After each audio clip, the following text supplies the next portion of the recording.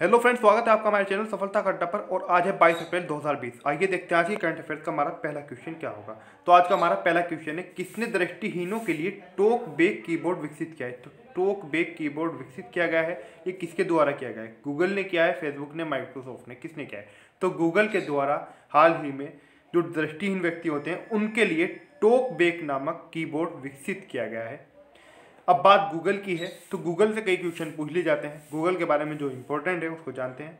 अगर बात गूगल की करें तो इसकी स्थापना 4 सितंबर 1998 को मेनलो पार्क, जो कैलिफोर्निया में है, वहाँ पर हुई थी।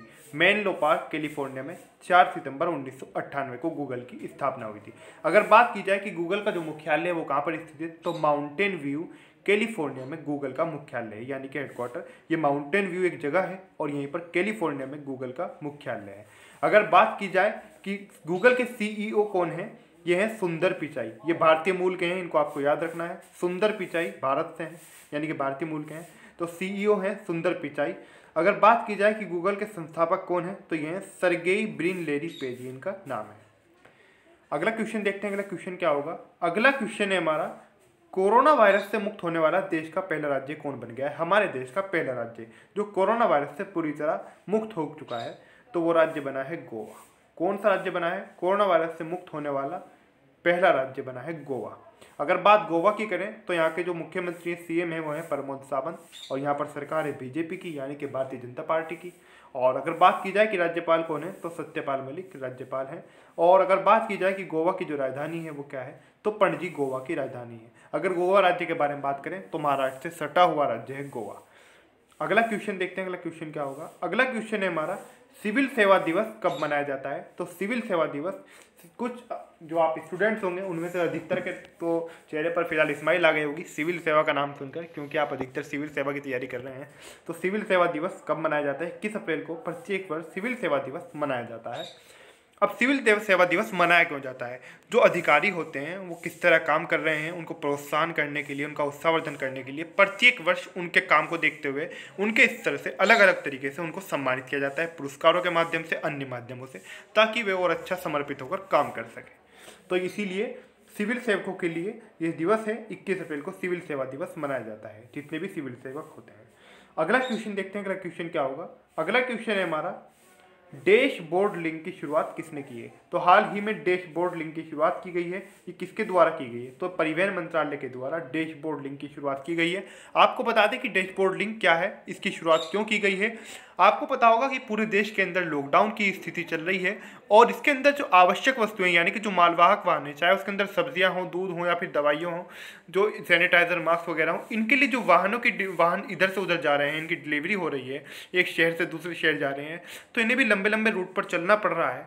तो रास्ते में लॉकडाउन के चलते कोई ढाबा और दुकान नहीं खुला हुआ है, तो इसलिए जो ट्रक हैं, यानी कि जो इस तरह के टैक्सीज, जो इस तरह के वाहन हैं, ट्रक हुए, इनमें अधिकतर ट्रक ही हैं, उनके लिए परिवहन मंत्रालय ने जो दुकानें खुली हुई हैं या फिर जो ढाबे खुले हुए हैं उनके लिए डैशबोर्ड लिंक की शुरुआत की है, ताकि जो इनके ड्राइवर्स वगैरह हैं उनको रास्ते में खाने पीने में कोई परेशानी ना उठानी पड़े। तो इसीलिए परिवहन मंत्रालय ने इसकी शुरुआत की है। अगला क्वेश्चन देखते हैं, अगला क्वेश्चन क्या होगा। अगला क्वेश्चन है हमारा, कपिल देव त्रिपाठी को किसका सचिव नियुक्त किया गया है? तो हाल ही में कपिल देव त्रिपाठी को सचिव नियुक्त किया गया है भारत के राष्ट्रपति का, यानी कि हमारे राष्ट्रपति का। हमारे राष्ट्रपति कौन है? श्री रामनाथ कोविंद हमारे देश के राष्ट्रपति हैं। अच्छा, बात अगर करें कपिल देव त्रिपाठी के बारे में, तो ये रिटायर्ड प्रशासनिक अधिकारी हैं, आईएएस अधिकारी हैं। अच्छा, आईएएस अधिकारी हैं 1980 बैच के, 1980 बैच का आईएएस अधिकारी हैं कपिल देव त्रिपाठी, इसको आपको याद रखना है। अगला क्वेश्चन देखते हैं, अगला क्वेश्चन क्या होगा। अगला क्वेश्चन है हमारा, कोरोना वैक्सीन की खोज के लिए उच्च स्तरीय टास्क फोर्स का गठन किसके द्वारा किया गया है? तो कोरोना वैक्सीन की खोज पूरी दुनिया के अंदर जारी है, उसी को लेकर हमारे देश के अंदर भी इसकी खोज की जा रही है। तो इसी के लिए टास्क फोर्स का गठन पहले भी किया गया था, लेकिन अब उच्च स्तरीय टास्क फोर्स का गठन कोरोना वैक्सीन की खोज के लिए किया गया है। तो ये किसके द्वारा किया गया है? तो उच्च स्तरीय टास्क फोर्स का गठन स्वास्थ्य मंत्रालय के द्वारा किया गया है। अगला क्वेश्चन देखते हैं, अगला क्वेश्चन क्या है हमारा। अगला क्वेश्चन है हमारा, किस देश में सभी विदेशियों के प्रवेश पर रोक लगाई गई है? अब आप सोच रहे होंगे लॉकडाउन चल रहा है और कोरोना वायरस की स्थिति चल रही है, सभी देशों के अंदर रोक है, किसी ने वीज़ा निलंबित कर दिए हैं, किसी ने कोई आने नहीं दे रहा है, कोई जाने नहीं दे रहा है, जो जहाँ है वो वहीं पर है। तो ये सवाल क्या है, ये मसला क्या है? पहले तो आप इसका जवाब सुन लीजिएगा। अमेरिका ने सभी विदेशियों के प्रवेश पर रोक लगा दी है। अमेरिका के राष्ट्रपति डोनाल्ड ट्रंप, कुछ ऐसे ही हैं, आप जानते होंगे। तो खैर जो भी है, उनका अपना देश है, अपने नियम है उनके। तो अभी उन्होंने एक आदेश जारी किया है कि लोग क्या करते हैं, अमेरिका के अंदर जाते हैं और वहाँ पर बिजनेस या जॉब वगैरह करते हैं, फिर वहाँ पर सेटल हो जाते हैं, वहाँ की नागरिकता लेते हैं, उसके लिए आवेदन करते हैं। तो अमेरिका के राष्ट्रपति ने कभी ऐलान किया है, एक उन्होंने घोषणा की है कि यहाँ पर कोई भी जो आएगा, यानी कि जो जॉब के लिए आए या बिजनेस के लिए आए, वो जब भी आएगा तो फिलहाल तो उन्होंने पूरी तरीके से विदेशियों के प्रवेश पर रोक ही लगा दी है, तो उसको यहाँ की नागरिकता नहीं मिलेगी, वो नागरिकता के लिए आवेदन नहीं कर सकता उनके अगले आदेश तक। अब वो पता नहीं अपना अगला आदेश कब जारी करें, कब वहाँ पर वही जारी करेंगे, उनसे अगले राष्ट्रपति करेंगे, जो भी होगा। खैर, तो अमेरिका ने विदेशियों के प्रवेश पर रोक लगा दी है, अब वहाँ की फिलहाल कोई नागरिकता जाकर नहीं ले सकता। अगर बात अमेरिका की करें तो राजधानी यहाँ की वाशिंगटन डीसी है और राष्ट्रपति हैं डोनाल्ड ट्रंप, जो कुछ दिनों पहले भारत भी आए हुए थे। अगला क्वेश्चन देखते हैं, अगला क्वेश्चन क्या होगा। अगला क्वेश्चन है हमारा, केंद्र सरकार ने स्थिति के आकलन में कोविड-19 की प्रभावी रोकथाम के लिए कितनी अंतर मंत्रालय टीमों का गठन किया है। तो इनकी संख्या कितनी है अंतर मंत्रालय टीमों की। जो अंतर मंत्रालय टीमें हैं इनका गठन क्यों किया गया है, कोविड-19 को प्रभावी तरीके से रोका जा सके और इसकी स्थिति का भी सरकार आकलन कर ले। तो अभी 6 अंतर मंत्रालय टीमों का गठन केंद्र सरकार के द्वारा किया गया है कोरोना वायरस की प्रभावी रोकथाम व इसकी स्थिति के आकलन हेतु। अगला क्वेश्चन देखते हैं, अगला क्वेश्चन क्या है हमारा। अगला क्वेश्चन है हमारा, जैव विविधता विभाग ने कितनी कंपनियों को चुना है जिन्हें कोविड-19 का टीका विकसित करने के लिए धन मुहैया कराया जाएगा। यानी कि जैव विविधता विभाग जो है, इन्होंने कितनी कंपनियों को चुना है जो कोविड-19 का जो टीका है उसको विकसित करेंगी, उसके लिए उनको धन मुहैया कराया जाएगा। तो इनका चयन क्या है, जैव विविधता विभाग ने, ये 3 कंपनियों का चयन जैव विविधता विभाग ने किया है। अगला क्वेश्चन देखते हैं, अगला क्वेश्चन क्या है हमारा। अगला क्वेश्चन है हमारा, कोविड-19 की रोकथाम हेतु सुरक्षित कृषि कार्यों के लिए 17 विशेष दिशा निर्देश किसने जारी किए हैं। तो 17 विशेष दिशा निर्देशों को जारी किया गया है। क्यों जारी किया गया है, कोविड-19 की रोकथाम हेतु, कोरोना वायरस यानी कि कोविड-19 की रोकथाम हेतु। लेकिन ये क्यों किया है, ये क्या है, कृषि मंत्रालय ने किया है और सुरक्षित कृषि कार्यों के लिए। अब कृषि मंत्रालय ने क्या है, सुरक्षित कृषि कार्यों के लिए जो किसान खेत के अंदर जाते हैं उनके लिए, ताकि वे सावधानी पूर्वक कृषि कर सकें, अपनी खेती कर सकें और एक दूसरे सामाजिक दूरी बनाकर रखें, उस तरह की स्थिति को लिए उन्होंने 17 कुल जो गाइडलाइन है, दिशा निर्देश है, उनको जारी किया है कि आपको इन 17 बातों का पालन करना है विशेष रूप से।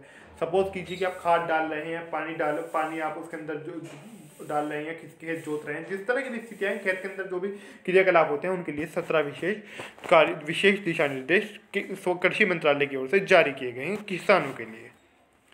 अगला क्वेश्चन देखते हैं, अगला क्वेश्चन क्या है हमारा।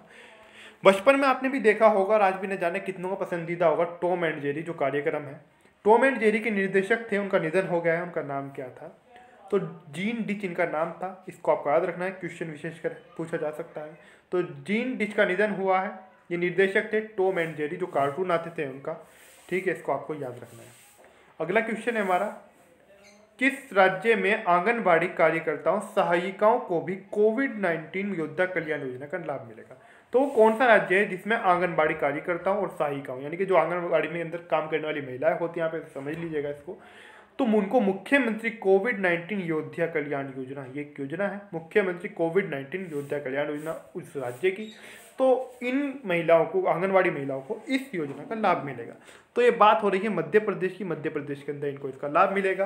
अब आपने, अगर आप हमारे करंट अफेयर से जुड़े हुए होंगे, आप में से 30 स्टूडेंट जुड़े हुए हैं हमारे साथ प्रतिदिन, तो जिस तरह से भी डाक विभाग वालों के लिए आया है कि इनको यहाँ पर, इनको अगर कोरोना से संक्रमित हो जाते हैं ड्यूटी के दौरान तो इनको मिलेंगे 10 लाख रुपए। इस तरह से पूरी दिल्ली सरकार ने घोषणा की थी कि यदि उनके कर्मचारी जो है स्वास्थ्य विभाग का, वो कैसा भी कर्मचारी हो, स्वास्थ्य विभाग का, डॉक्टर हो या फिर एम्बुलेंस ड्राइवर हो, छोटे हो बड़ा हो, किसी भी तरह का हो, तो उसको 50 लाख रुपए शायद उन्होंने देने की घोषणा की थी दिल्ली सरकार ने।